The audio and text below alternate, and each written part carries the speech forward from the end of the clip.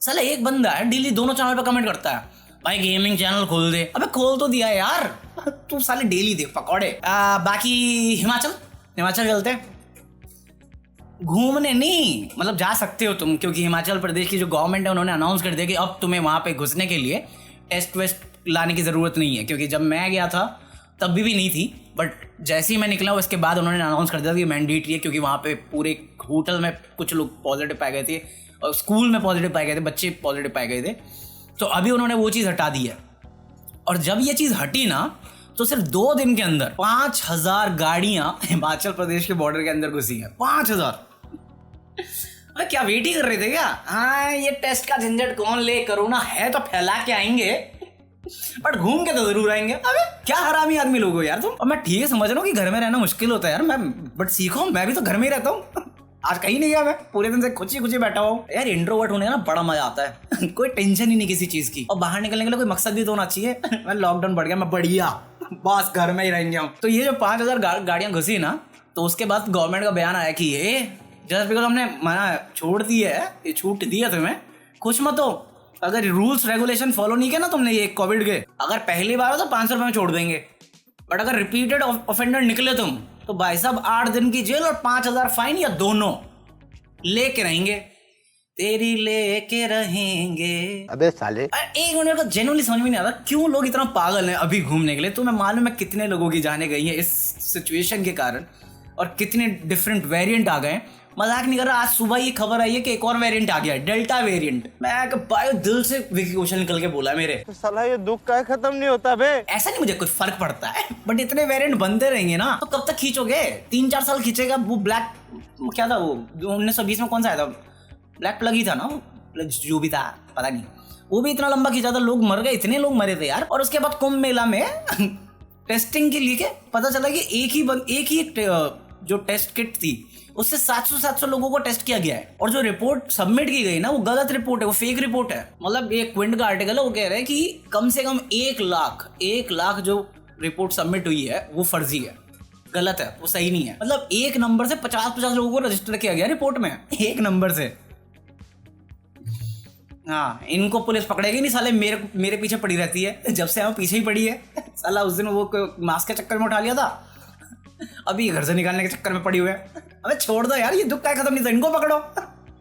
मैं तो घर में बैठा रहा हूँ, बोलना ही नहीं मुझे, मूड खराब कर दिया तुमने इस आर्टिकल ने। हरामी है जिसने भी ये आर्टिकल भेजा था मुझे। अच्छा ये आर्टिकल मैंने खुद ही ढूंढा था, पाप लगे मुझे साले कुत्तों की जिंदगी। बट इस पर टॉपिक पे तो गुजरात ही चल लेते हैं। पता है गुजरात में ये जो सिनेमा हॉल है ना, तो वहाँ पे भी रिस्ट्रिक्शन डाल दी थी, तो वो बंद कर दिए थे। तो गुजरात गवर्नमेंट ने ये डिसाइड किया कि जो ये सिनेमा हॉल ऑनर्स हैं उनको थोड़ा रिलीफ देना चाहिए, टैक्स रिलीफ देना चाहिए, जो मुझे लगता है बहुत ब्रिलियंट चीज़ है। और सिर्फ सिनेमा वालों को क्यों, सबको देना चाहिए हैं। जिम वालों को दो, रेस्टोरेंट वालों को दो, आम आदमी को दो यार। प्राइवेट स्कूल में पढ़ाने वाले पेरेंट्स जो हैं वो अपने बच्चों की स्कूल फी नहीं भर पा रहे ढंग से। घर चलाने के लिए इतनी सारी उधारी होती है, लोन्स होते हैं, EMIs होती हैं जो चुकाने पड़ती हैं, लोगों की जॉब जा रही है और कोई रिलैक्सेशन दिया नहीं गवर्नमेंट ने। पेट्रोल प्राइस बढ़ा दिए, खाने के प्राइस बढ़ा दिए, गैस के प्राइस बढ़ा दिए, हर चीज़ के प्राइस बढ़ गए हैं। रिलैक्सेशन कहीं नहीं मिली, किसको मिली है भगवान जाने। तो ये गुजरात के होने के बाद ना गुजरात मॉडल सब पे अप्लाई होने लग गया कि सब बोल रहे हैं कि हमें भी दो यार रिलैक्सेशन। और मैं कहता हूँ वैलिड पॉइंट है यार।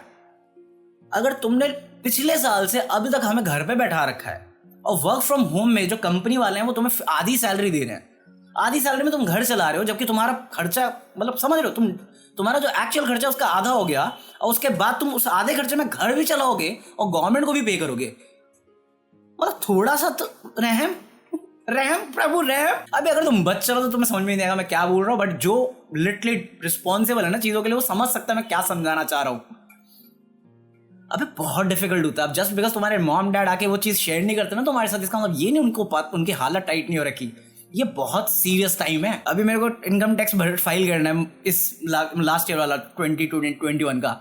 साला उसकी टेंशन लेके बैठ गया। मैं बोल रहा हूँ बहुत टेंशन होती है लाइफ में मेरे पास। बाय गॉड वापस कुशल याद आ रहा है। आओ सर बोलो नहीं बोलना मैं बोल दूँ। ये दुख का खत्म नहीं होता है बे। कितनी देर से रिकॉर्ड कर रहा हूँ? 12 नहीं 32 मिनट। हाँ बकवास आदमी हूँ मैं। बाकी अफवाह ये उड़ रही है कि WWE बेच रहा है। विंस मैकमैन था ना अबे वही, अरे वो अंडरटेकर वाला। हाँ जहाँ पे बंदा मर के जिंदा हो जाता है, फिर जिंदा होके मर जाता है, फिर मर के जिंदा हो जाता है। साला सास भी बहुत चल रहा है सबका। बट ऐसा रूमर्स आ रहे हैं कि WWE बिकने वाला है, कंफर्म कुछ भी नहीं है। बेसिकली अभी क्या हुआ कि किसी WWE मतलब स्टार प्लेयर को ले ऑफ किया कंपनी ने, तो उसके बाद ये उठना शुरू हो गया कि अच्छा इसको निकाल दिया, क्या बेचने वाला है, क्या है बेच रहा है? नहीं, अरे बता दो सही, अरे कुछ तो बोल।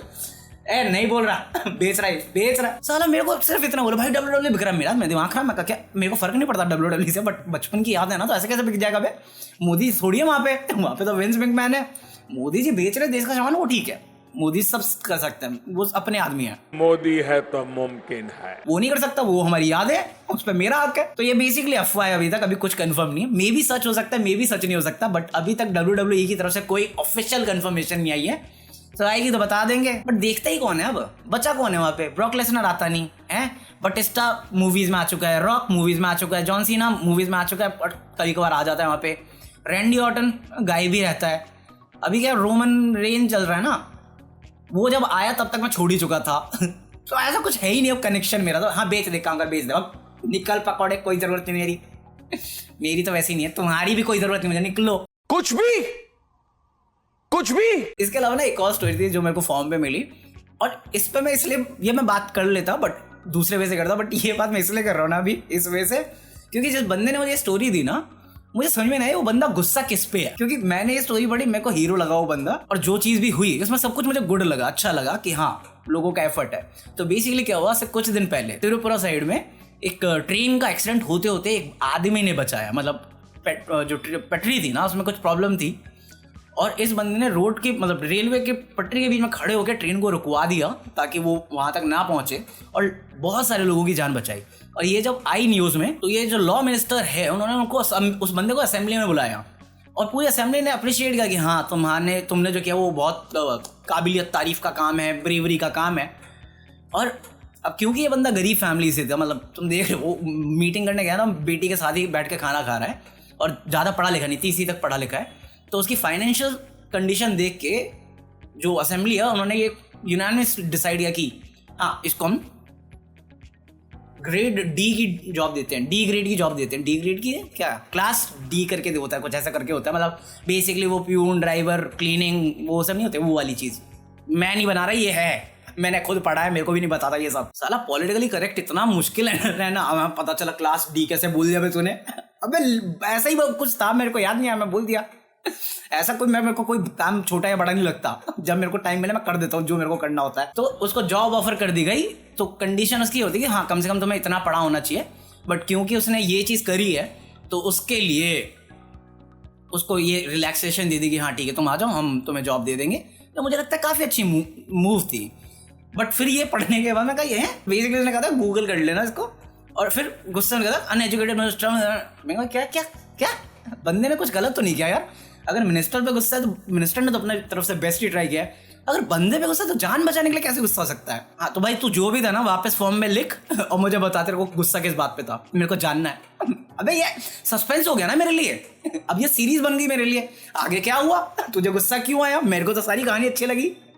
अगर तुम्हें पता है ना तो तुम बताओ उस बंदे को गुस्सा किस बात पे था, और गुस्सा था भी या मुझे लग रहा है जिस वे से उसने लिखा किया गुस्से में है ये, तुम्हें क्या लगता है। बाकी कल SSR का बर्थडे था और बहुत सारे लोगों ने बहुत तरीके से उसे सेलिब्रेट किया।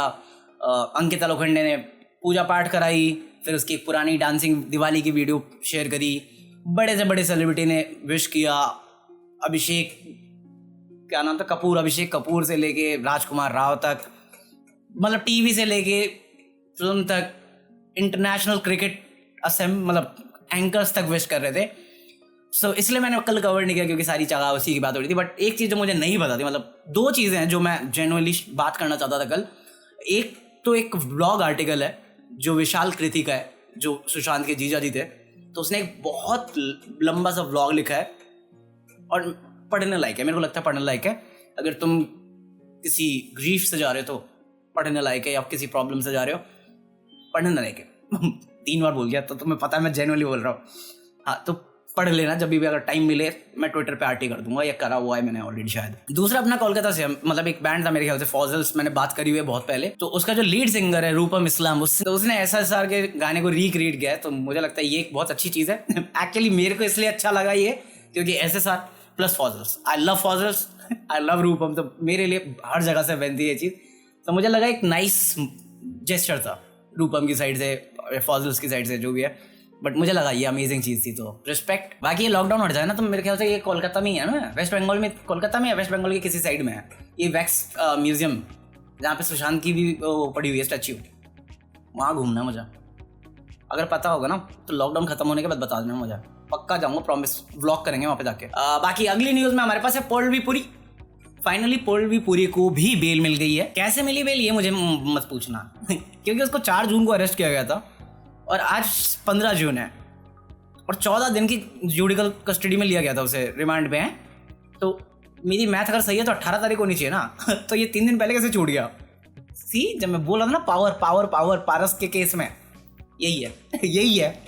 उस बंदे को 14 दिन जेल में रखा बेल देने से पहले।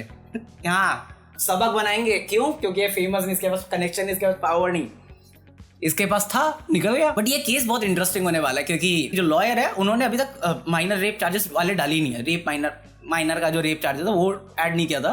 पुलिस ने बोला कि हाँ उनके पास कन्फेशन है और मेडिकल एग्जामिनेशन है, और डिफेंस जो लॉयर है, मतलब पूरी को जो रिप्रेजेंट कर रहा है, वो कह रहा है अरे हमें तो नहीं बोला ना कुछ भी, तो ये तो बस बोलने की बात है, पहले कर दो। फिर मेरे को लगता है इसी ग्राउंड पे दे दिया हुआ, पर ठीक है यार, जो भी है इन्वेस्टिगेशन होनी चाहिए, क्योंकि वही है ना हमारे कानून का हिसाब की 100 गुनाहगार निकल जाए बट एक बेगुनाह को सजा नहीं होनी चाहिए होता है इसका उल्टा, ये वो अलग बात है। 100 गुनहगार निकल जाते हैं सजा बेगुनाह को हो जाती है। कौन बोला? मैं नहीं बोला, वो यूएपीए एक्ट था ना, उससे रिलेटेड न्यूज़ थी, बट मैं बात तो करूंगा ही नहीं इसमें मैं पढ़ना ही नहीं सीरियस न्यूज़ में। मुझे सोच लो, पकड़ो, सोच लो, वरना तुम नागपुर वाले बंदा बन जाओगे।